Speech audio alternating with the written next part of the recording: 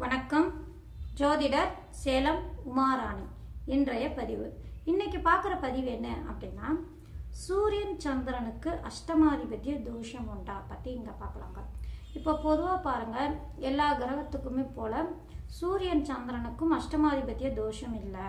மற்ற கிரகங்களுக்கு அஷ்டமாதிபத்திய தோஷம் கடுமையாக பேசினாலும் இந்த சூரியன் சந்திரனுக்கு அஷ்டமாதிபத்திய தோஷம் அதிகமாக பேசாது. இது ஒளி கிரகங்கள் அப்படிங்கிறதுனால அதிகமாக பேசாது. அவங்களுடைய தசாக்காலங்களை மத்தியமையாக தான் இருக்கும் அப்படின்னு பொதுவாக சொல்லக்கூடிய அமைப்பு. ஆனால் நம் முன்னோர்கள் மூல நூல்களில் இந்த அஷ்டமாதிபத்திய தோஷத்துக்கு இந்த சூரியன் சந்திரன்கள் அஷ்டமாதிபத்திய தோஷத்துக்கும் அதிகமாக கடுமையான பாதிப்பு கொடுக்கும். அவங்களுடைய திசா காலங்களில் மற்ற கிரகத்துக்கு போலவே பாதிப்பு கொடுக்கும் அப்படின்னு சொல்லப்பட்டிருக்காங்க. அதிலும் இன்னும் நுணுக்கம் என்ன அப்படின்னா, இந்த அஷ்டமாதிபத்திய தோஷத்தில் சூரியன் சந்திரன் அப்படிங்கிற அமைப்பில் சந்திரனை விட சூரியன் அதிகமாக பாதிப்பு கொடுப்பாரு அப்படின்னு அஷ்டமாதிபத்திய தோஷத்துக்கு கடுமையான பாதிப்பு கொடுக்கும் அப்படின்னு நம் முன்னோர்கள் மூல நூல்களில் இதை பற்றி சொல்லியிருக்காங்க. இப்போ அஷ்டமாதிபத்திய தோஷத்தை ஏற்படுத்தக்கூடிய இந்த சூரிய பகவானும் சந்திர பகவானும் எந்த லக்னத்துக்கு தோஷத்தை ஏற்படுத்துவாங்க அப்படின்னு எடுத்துக்கிட்டாங்கன்னா, இப்போ சந்திர பகவான் அப்படின்னா அஷ்டமாதிபத்தியா என்ன ஆதிபத்தியம், இந்த ஆதிபத்தியமாக வரக்கூடிய லக்னம் அப்படின்னு எடுத்துக்கிட்டா தனுசு லக்னத்துக்கு பாருங்க, சந்திர பகவான் 8ஆம் இடத்துக்கு அதிபதியாக வரக்கூடிய கிரகமே சந்திர பகவான் ஆவார். அதாவது தனுசு லக்னத்துக்கு அஷ்டமாதிபதி யாரு அப்படின்னா சந்திர பகவான் ஆவார். அடுத்தது சூரிய பகவானை எடுத்துக்கிட்டா மகர லக்னத்துக்கு 8ஆம் இடத்துக்கு அதிபதியாக சிம்ம ராசிக்கு அதிபதியாக சூரிய பகவான் வருவார். அஷ்டமாதிபத்திய தோஷம் மகர லக்னத்துக்கு சூரிய பகவான் வருவார். இப்போ இதுல இன்னும் நுணுக்கம் என்ன அப்படின்னா முன்னோர்கள் சொல்லியிருக்காங்க அப்படின்னு எடுத்துக்கிட்டாங்கன்னா, இப்போ தனுசு லக்னத்துக்கு வரக்கூடிய 8ஆம் இடத்துக்கு அதிபதியான சந்திர பகவான் அதிகமா பாதிப்பு கொடுக்க மாட்டாரு. கொஞ்சம் மத்தியமையான அஷ்டமாதிபத்திய தோஷத்தை கொடுக்கும். ஆனால் அஷ்டமாதிபத்திய தோஷமே இல்லை அப்படின்னு நம்ம எடுக்கக்கூடாது. ஆனால் இந்த தனுசு லக்னத்துக்கு அஷ்டமாதிபத்திய தோஷத்தை ஏற்படுத்தக்கூடிய வாய்ப்பு உண்டு அப்படின்னு சொல்லப்பட்டிருக்காங்க. அது எந்த மாதிரி அமைப்பில் இருந்தால் அது தோஷத்தை ஏற்படுத்தும், அதுக்கு நான் விளக்கத்தை சொல்கிறேன், சரிங்களா? அப்புறம் இந்த ஏன் பாதிப்பு அதிகமாக ஏற்படுத்தாது அப்படின்னு சொல்கிறாங்க அப்படின்னா, இந்த தனுசு லக்னத்துக்கு பொறுத்த வரைக்கும் பாருங்கள், தனுசு லக்னத்துக்கு அதிபதி யார்? குரு பகவான் ஆவார். அடுத்தது 8ஆம் இடத்துக்கு அதிபதி யாரு? சந்திர பகவான் ஆவார். இந்த குரு பகவானும் சந்திர பகவானும் நட்பு கிரகங்கள் அப்படிங்கிறதுனால இது அதிகமாக தோஷத்தை ஏற்படுத்தாது அப்படின்னு பொதுவாக சொல்கிற மாதிரியே இப்போ நம்ம முன்னோர்கள் மூல நூல்கள் என்ன கொடுத்துருக்காங்கன்னா, இந்த தோஷத்தை அதிகமாக பேசாது ஆனால் தோஷத்தை ஏற்படுத்தும். அது எந்த மாதிரி அமைப்பில் இருந்தால் தோஷத்தை ஏற்படுத்தும், ஆனால் மத்தியமையான பலன் தான், தோஷமாக ஏற்படுத்தாது, நட்பலங்களும் தரக்கூடிய அமைப்பும் உண்டு அப்படின்னு ஒரு அமைப்பிலும் கொடுத்துருக்காங்க. அதையும் நான் பிரிச்சே சொல்கிறேன், சரிங்களா? அப்போ தான் விளக்கமாக புரியும், சரிங்களா? இப்போது சந்திர பகவான் இந்த மாதிரி நட்பு கிரகம் அப்படிங்கிற ஒரு அமைப்பு. அதுவும் மட்டும் இல்லைங்க, இந்த லக்னாதிபதி போய் இந்த தனுசு லக்னத்துக்கு அதிபதி யார்? குரு பகவான். இந்த குரு பகவான் போய் 8ஆம் இடத்துல தான் உச்சம் பெறக்கூடிய அமைப்பு. அதாவது 8ஆம் இடமான மறைவு ஸ்தானமான கடக ராசியில தான் அந்த குரு பகவானும் உச்சம் அடையக்கூடிய அமைப்பு அப்படிங்கிறதுனால அந்த ஒரு அமைப்பும் வர்றதுனால கொஞ்சம் மத்தியமையான பலன் தான் கொடுக்கும். அஷ்டமாதிபதி வீரியம் அதிகமாக இருக்காது. அவங்களுடைய பார்த்து பயப்பட வேண்டிய தனுசு லக்னத்தில் பிறந்தவங்களுக்கு சந்திரனுடைய திசையை பார்த்து அதிகமாக பயப்பட வேண்டியதில்லை. ஆனால் பாதிப்பு கொடுக்கக்கூடிய அமைப்பு இருக்கு அப்படின்னு சொல்லக்கூடிய அமைப்பு என்ன அப்படின்னா, இது 2 விதமாக குழப்ப மாதிரி தான் இருக்கும். என்னடா சந்திரன் பாதிப்பு கொடுக்க மாட்டாருன்னு சொல்றீங்க, பாதிப்பு கொடுக்கும்னு சொல்றீங்க அப்படிங்கிற ஒரு குழப்பம் இருக்கும். அதுக்கும் விளக்கத்தை சொல்றேன். ஏன் பாதிப்பு கொடுக்கும்னு நான் சொல்றேன் அப்படின்னா, இப்போ சந்திர பகவான் பொறுத்த வரைக்கும் பாருங்க, அஷ்டமாதிபதி சந்திரன் இந்த குரு பகவானுக்கு நட்பர்களும் தோஷத்தை ஏற்படுத்தாது. அது எந்த மாதிரி அமைப்புனா, அந்த 8ஆம் இடத்திலே இருந்தாலும் ஆட்சி பெற்று இருந்தாலும் குருவினுடைய பார்வை, செவ்வாயினுடைய இணைவு அல்லது பார்வை இந்த மாதிரி அமைப்பில் இருந்தானா அது ஒன்றும் பாதிப்பு கொடுக்காது. அது திடீர் அதிர்ஷ்டம் அப்படின்னு சொல்லக்கூடிய அமைப்பு, 8ஆம் இடத்துக்கு உண்டான சுபத்தன்மை இதெல்லாம் கொடுக்கக்கூடிய அமைப்பெல்லாம் வந்துடுது அப்படிங்கிறதுனால இது அஷ்டமாதிபத்திய தோஷத்தை ஏற்படுத்தாது, சரிங்களா?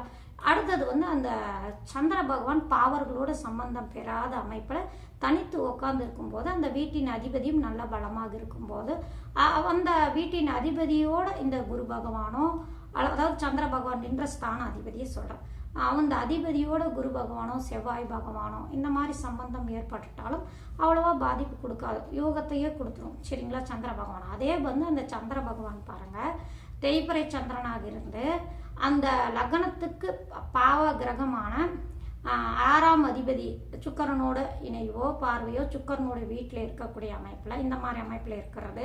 அடுத்தது பாதகாதிபதியான புதனோட இணைவு, புதனுடைய சம்பந்தம் பெறும்போது, அடுத்தது சனியோட சம்பந்தம் பெற்றாலும் ஓரளவு பாதிப்பு கொடுக்கக்கூடிய அமைப்பு உண்டு அப்படின்னு சொல்லப்பட்டிருக்காங்க. இந்த மாதிரி ஒரு அமைப்பில் இருக்கும்போது அந்த அஷ்டமாதிபத்திய தோஷத்தை கொஞ்சம் கொடுக்கக்கூடிய வாய்ப்பு உண்டு, கொஞ்சம் பாதிப்பு கொடுக்கக்கூடிய வாய்ப்பு உண்டு. மற்றபடி அஷ்டமாதிபதி அதிகமாக பாதிப்பு கொடுக்காது, கொஞ்சம் பாதிப்பு கொடுக்கக்கூடிய வாய்ப்பு உண்டு. அந்த சந்திரனோட எந்த மாதிரி அமைப்பில் இருக்காரோ அதை பொறுத்து அந்த பலனை கொடுக்கும் அப்படின்னு சொல்லப்பட்டிருக்குங்க. இந்த சந்திர பகவானை பார்த்து தனுசு லக்னத்தில் பிறந்தவங்க அதிகமாக பயப்பட வேண்டியதில்லை. இருந்தாலும் இந்த பாதகாதிபதி 6ஆம் இடத்து அதிபதி இந்த மாதிரி அமைப்போட சம்பந்தம் பெறும்போது அது கொஞ்சம் பாதிப்பு லைட்டாக கொடுக்கும், அதிகமாக கொடுக்காது அப்படின்னு சொல்லப்பட்டிருக்குங்க. அடுத்தது அப்படின்னு எடுத்துக்கிட்டாங்கன்னா கடுமையான பாதிப்பு கொடுக்கும், கடுமையான தோஷத்தை ஏற்படுத்தும், வீரிய தன்மை அதிகமாக உண்டு அப்படின்னு சொல்லப்பட்டிருக்கு. என்ன அப்படின்னா இந்த சூரிய பகவானுக்கு உண்டுங்க. இந்த மகர லக்னத்தில் பிறந்தவங்களுக்கு 8ஆம் இடத்து அதிபதி சூரிய பகவான் அஷ்டமாதிபத்திய தோஷத்தை கடுமையாக கொடுக்கக்கூடிய அமைப்பு. சூரிய பகவான் எந்த நிலையில் இருந்தாலும் அந்த அஷ்டமாதிபத்திய தோஷத்தை ஏதாவது ஒரு ரூபத்தில் அந்த சூரிய பகவான் கொடுத்துருவாரு அப்படின்னு சொல்லப்பட்டிருக்குங்க. ஏன்னா மகர லக்னத்தில் பிறந்தவங்களுக்கு அப்படின்னு எடுத்துக்கிட்டாங்கன்னா அந்த மகர லக்னத்தில் பிறந்தவங்களுக்கு அந்த மகர லக்னத்துக்கு அதிபதி யாரு? சனி பகவான், இருள் கிரகம். அடுத்தது 8ஆம் இடத்து அதிபதி யாரு? சூரிய பகவான், ஒளி கிரகம். இருவருமே தாய், அதாவது தந்தை மகன் அப்படிங்கிற ஒரு உறவு நிலை கொண்டவங்க அப்படிங்கிற ஒரு அமைப்பு. இருவருமே பகை கிரகம் அப்படிங்கிற ஒரு அமைப்பு. இந்த மாதிரி அமைப்பெல்லாம் வர்றதுனால அது ஏற்கனவே அஷ்டமாதிபதி அப்படிங்கிற ஒரு அமைப்பு சூரிய பகவான் கொண்டு அப்படிங்கிறதுனால இந்த மகர லக்னத்தில் பிறந்தவங்களுக்கு பாருங்க அந்த அஷ்டமாதிபத்திய தோஷம் வீரியம் அதிகமாக இருக்கும், பாதிப்பு அதிகமாக கொடுக்கும். சூரிய பகவானுடைய திசா காலங்கள் முழுமையாக பாதிப்பு கொடுக்கும் அப்படின்னு சொல்லப்பட்டிருக்குங்க. இந்த அஷ்டமாதிபதி அந்த சூரிய பகவான் பாருங்க நீச்சம் பெற்று இருந்தாலும் சரி, அந்த சனியோட சம்பந்தம் பெற்றிருந்தாலும் அல்லது சுக்கரனோட சம்பந்தம் பெற்றிருந்தாலும் அல்லது புதனோடு சம்பந்தம் பெற்றாலும் இந்த அமைப்பெல்லாம் அந்த சுபரோட சம்பந்தம் பெறக்கூடிய அமைப்பு இல்லைங்களா. அப்படி இருந்தாலும் அவங்களுடைய திசையில சூரிய பகவானுடைய திசையில அஷ்டமாதிபதிய தோஷம் கடுமையாக கொடுக்கக்கூடிய வாய்ப்பு உண்டு அப்படின்னு சொல்லப்பட்டிருக்காங்க. சரிங்களா.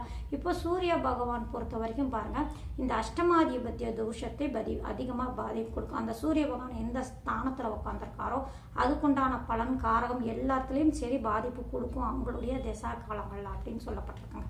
இருந்தாலும் இந்த புதன் சுக்கிரனும் சனி இவங்களோட சம்பந்தம் பெறும்போது கொஞ்சம் குறையக்கூடிய வாய்ப்பும் உண்டு. ஏன்னா இந்த அமைப்புல இந்த லக்ன சுபர்களோட சம்பந்தம் பெறக்கூடிய அமைப்புல கொஞ்சம் வேகத்தை கட்டுப்படுத்தக்கூடிய அமைப்பு, கோபத்தை கட்டுப்படுத்தக்கூடிய அமைப்பெல்லாம் அந்த அந்த சுப கிரகங்களுக்கு உண்டு. அப்படிங்கிறது இந்த சூரியனோடு இணைந்து இருக்கும்போது அஷ்டமாதிபத்திய தோஷத்தை கொஞ்சம் குறையக்கூடிய வாய்ப்பு உண்டு. ஆனால் அவங்களுடைய திசா காலங்களில் கண்டிப்பாக பிரச்சனை பாதிப்பு உண்டு அப்படின்னு சொல்லப்பட்டிருக்காங்க.